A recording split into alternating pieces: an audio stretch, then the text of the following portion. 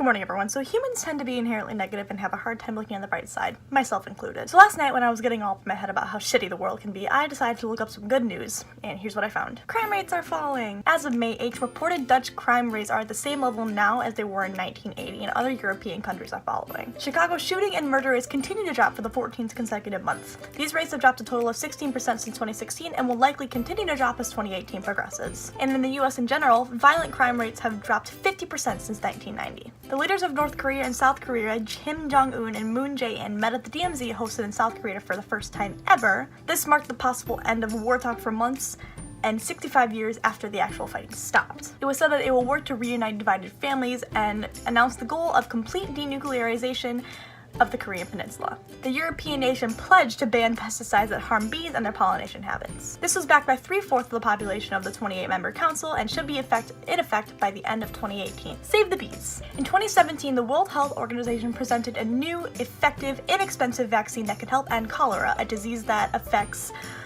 21,000 to 143,000 people per year, and the fact that this could be eradicated is mind-blowing. In other health-related news, cancer deaths have dropped 25% in the United States since 1991. Leprosy, a bacterial infection that affects almost 400,000 people in the world, is now treatable and completely eradicated by 2020. And tuberculosis deaths have dropped 37% since 2000. The largest ever tropical reforestation project led by the Conservation International will result in 73 million trees being planted in Brazil. The plan is to restore a previously cleared 70,000 acres of land. Stopping deforestation allows current forests to absorb 30% of all of humans' carbon emissions, and creating new forests will create an even larger impact. In terms of poverty rates, China and the US are both making huge strides. In China, over the past 3 years, the number of people living in poverty has fallen by 50%. In the US, poverty rates are at an all-time low for children at a whopping 15.6%. My favorite animal, the snow leopard, was taken off the endangered list in 2017 with a population of over 10,000. Yay!